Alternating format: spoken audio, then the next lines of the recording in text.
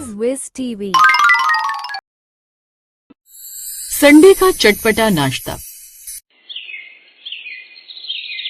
जयपुर में गुप्ता परिवार का घर था, जिसमें सावित्री देवी की 2 बहुएं थी, बड़ी बहू संजना और छोटी बहू सीमा। संजना के 2 बच्चे थे, 6 साल की नेहा और 8 साल का वीर। एक रोज जब संजना और अंकिता दोनों खाना बना रही थी, तभी उनकी सास उनके पास आती है। संजना बहू, अंकिता बहू, तुम्हारी हापुड़ वाली बुआ सास यानी लीलावती का फोन आया था। वो कह रही थी कि छोटे बेटे की शादी के बाद अब उसने घर गृहस्थी बहुओं को सौंप दी है और काफी सालों से उनका यहाँ आना भी नहीं हुआ, तो वो अब कुछ समय के लिए यहाँ आ रही है। तुम दोनों भी तो अभी तक उनसे मिली भी नहीं हो। हाँ, मिली तो नहीं है मम्मी जी, लेकिन उनकी बड़ी बहू आई थी ना देवर जी की शादी में, तो बता रही थी कि बुआ जी कितनी सख्त हैं और वो हर बात में कमी निकालती हैं। हाँ वही, तुम दोनों को पता नहीं है वो कैसी हैं। हर बात पर टोकना, कमी निकालना, इसलिए बहुत सावधानी से रहना। और हाँ, वो खाने पीने की बड़ी शौकीन है, खासकर चटपटे खाने की, इसलिए जरा ध्यान से रसोई संभालना। लेकिन माँ जी, वो कितने दिन के लिए आ रही हैं? अब मैं उनसे ये थोड़ी ना पूछूंगी कि कितने दिन के लिए आओगी, ऐसा ठीक थोड़ी ना लगता है। लेकिन इतने वक्त बाद आ रही है तो महीना भर तो रुक कर ही जाएंगी। ऐसा कहकर सास तो रसोई से बाहर चली गई, लेकिन रसोई में अब जैसे सन्नाटा छा गया। क्या हुआ दीदी, आपके चेहरे की हवाइयाँ क्यों उड़ गई? मैंने तो उनके बारे में बहुत सुना है। वो कहती है कि चाय में चीनी ज्यादा हो तो भी बुरा, कम हो तो भी बुरा। हाँ, माँ जी भी तो कह रही थी कि हर बात में कमी निकालती हैं। अगर वो महीना भर रही तो हमारा क्या हाल होगा? अब दोनों के मन में हल्की सी घबराहट थी, लेकिन फिर कुछ देर सोचने के बाद अंकिता के चेहरे पर शरारती मुस्कान आई। दीदी, क्यों ना हम कुछ ऐसा करें कि वो खुद ही भाग जाए यहाँ से? क्या मतलब? सुना नहीं, उन्हें खाने का बहुत शौक है। अगर हम कुछ ऐसा बना दे जो उन्हें बिल्कुल पसंद ना हो, मतलब चटपटी खाने की जगह फीका खाना हो और पकवान की जगह सादा खाना, तो फिर तो वो खुद ब खुद अपना बोरिया बिस्तर लेकर जल्द से जल्द यहाँ से रवाना हो जाएंगी। अरे वाह देवरानी जी, आपके दिमाग के भी क्या कहने। ये कहकर वो दोनों खिलखिलाकर हंस पड़ी। ऐसे ही 2 दिन बीत गए और आज था संडे यानी कि बुआ जी के आने का दिन। और उस रोज वो दोनों नाश्ते में पोहा बनाने की तैयारी करती हैं। देखो, ज्यादा मूंगफली मत डालना। हाँ हाँ, और नमक भी थोड़ा कम ही रखूंगी। उधर सासू माँ बार बार दरवाजे की ओर देख रही थी। ये चीची ना जाने कहाँ रह गई। तभी दरवाजे की घंटी बजती है। दोनों बहुएं भी रसोई से बाहर आ जाती हैं। सावित्री जल्दी से दरवाजा खोलती है तो सामने पीठ पर और हाथ में काफी सारे थैले लेकर खड़ी होती है लीलावती बुआ।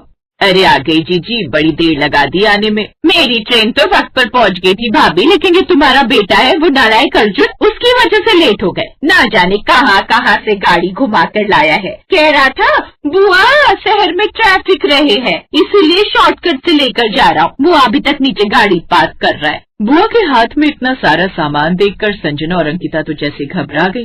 अरे बाप रे, ये बुआ जी की जुबान तो देखो। दीदी जुबान छोड़ो, पहले आप उनका सामान देखो। मुझे तो लगता है ये महीने भर के लिए नहीं बल्कि साल भर के लिए रहने आई है। शुभ शुभ बोल सीमा, कहीं तेरी जुबान पर इस वक्त सरस्वती माता विराजमान होंगी ना, तो कहीं ये साल भर के लिए यहाँ न टिक जाए।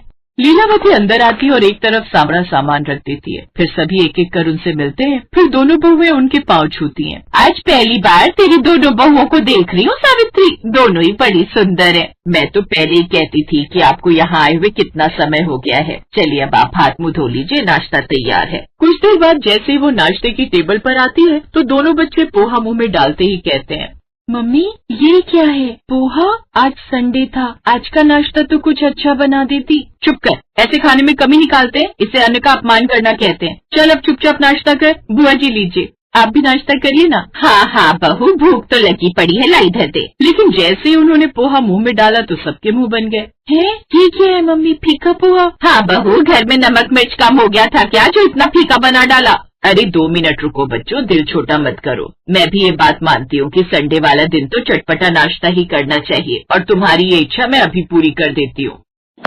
फिर लीलावती ने बैग खोले। उसने पहले बैग में से निकाले समोसे, कचौड़ी और आलू की सब्जी, दही कचौड़ी, इडली सांभर और छोले भटूरे। बुआ जी, आज तो आपने मौज कर दी, क्या बढ़िया सा चटपटा नाश्ता आया है। अरे ये तो मैं उस रेलवे स्टेशन से लेकर आई हूँ। जब तक अर्जुन का इंतजार कर रही थी तो तब तक सोचा कि कुछ पैक ही करवा लिया जाए, लेकिन अभी रुको, अभी इसके अलावा भी और भी तो बहुत कुछ है। फिर शाम के समय वो अपना तीसरा थैला भी खोलती है, जिसमें से वो गांव की लाई हुई हरी ताजी सब्जियां, साथ में मक्की का आटा। अरे वाह, गांव का मक्की का आटा और ताजी ताजी सब्जियां, फिर तो बड़ा ही मजा आएगा। इसके बाद अब वो अपने दूसरे बैग से बच्चों के लिए कपड़े और खिलौने लाती हैं। बच्चों यहाँ आओ, ये कपड़े और खिलौने तुम दोनों के लिए। थैंक यू बुआ जी, आप बहुत अच्छी हैं। तुम भी तो इतने प्यारे हो। संजना, अंकिता, ये लो ये साड़ियाँ तुम दोनों के लिए, और ये मिठाई सावित्री, कलाकंद तुम्हें बहुत पसंद है ना? अरे इसकी क्या जरूरत थी बुआ जी? हाँ बुआ जी। अरे जरूरत कैसे नहीं थी, मैं तुम दोनों से पहली बार मिली हूँ तो तुम्हारे लिए कुछ न कुछ तो ले ही आती। हाँ जीजी, आप सच में काफी कुछ ले आई। तो क्या मैं खाली हाथ आती सावित्री? अच्छा बहुओं, आज तुम खाने में ये मक्के की रोटी और सरसों का साग ही बना दो। और बच्चों, आज रात को मैं तुम दोनों को कहानी सुनाऊंगी। ये सुनकर बच्चे खुशी से उछल पड़े। फिर वो दोनों खाना बनाने में लग गए, लेकिन मक्के की रोटी वो बहुत ही कम बनाती थी, इसलिए जैसे तैसे वो बनाई, पर वो पूरी गोल नहीं बनी। फिर जानबूझकर उन्होंने साग में भी नमक मिर्च हल्का ही रखा। फिर संजना ने साग के साथ मक्के की रोटी परोसी। वाह वाह, कितनी अच्छी बनी है ये साग और मक्के की रोटी। फिर संजना और अंकिता चौंक गई। अब सच में बुआ जी? और नहीं तो क्या, मैं झूठ बोलूंगी क्या अब इस उम्र में? इसमें तुम दोनों बहुओं का प्यार मिला है। और देखो, साग में मसाला भी नाप तौल कर डाला है। ये सुनकर तो जैसे दोनों बहुओं का प्लान वही ढेर हो गया, क्योंकि उन्हें तो बताया गया था कि वो हर बात में कमी निकालती हैं। ऐसे ही अगले दिन भी दोनों बहुओं ने जानबूझकर हल्के मसाले वाला खाना बनाया, ताकि बुआ सास को उनके यहाँ का खाना पसंद न आए और वो जल्द से जल्द वहाँ से चली जाए। उस रोज भी लीलावती ने फिर से खाना खा लिया, लेकिन उसमें कोई कमी नहीं निकाली। हैं? ये बुआ जी तो बिल्कुल अलग ही लग रही हैं। लेकिन फिर अगली सुबह लीलावती रसोई में पहुंच गई और कहने लगी, चलो बहुओं, आज तुम दोनों आराम करो, आज मैं तुम्हें अपने गांव की खास रेसिपी बनाकर खिलाती हूँ। बुआ जी आप? हाँ तो क्या हुआ? कौन सी किताब में लिखा है कि घर की रसोई बहुओं के हवाले ही कर देनी चाहिए? अरे वो बेचारी भी तो थक जाती होगी, अब तुम आराम करो। ये देख वो दोनों चुप रह जाती हैं और बाहर चली जाती हैं। अब अगले 3-4 दिन ऐसे ही हंसी खुशी से बीत गए। लीलावती ने बहुओं को अपने जीवन की बातें बताई, साथ ही वो उन्हें अपनी बेटियों की तरह ही रखती। एक रोज, बुआ जी एक बात कहें, हमने तो सुना था कि आप बड़ी सख्त हैं, लेकिन जैसा हमने सुना था आप तो उससे बिल्कुल अलग हैं। लोग समझते हैं कि मैं बहुत सख्त हूँ, लेकिन असल में मैं बस चाहती हूँ कि घर में सब अच्छा हो, और थोड़ी सख्त रहूंगी तभी तो बहुएं अपने घर को अच्छे से संभाल पाएंगी। ये सुनकर उन दोनों को एहसास हुआ कि जैसे वो बुआ के बारे में सोच रही थी, असल में तो वो उससे बिल्कुल अलग है। उस रात संजना ने अंकिता से कहा, हमने बिना जाने ही उनके बारे में कितना गलत सोच लिया। हाँ दीदी, हमने तो उन्हें भगाने का प्लान भी बना लिया था, लेकिन सच कहूँ तो अब अच्छा लग रहा है उनके साथ रहकर। हाँ बुआ जी हैं बड़ी मजाकिया। फिर 4 दिन रहने के बाद अब लीलावती वहाँ से जाने लगी। वो अपने साथ जितने बैग लाई थी उसमें तो सब सामान उन लोगों के लिए ही था। वापस जाते समय तो उनके हाथ में बस कपड़ों का एक बैग ही था।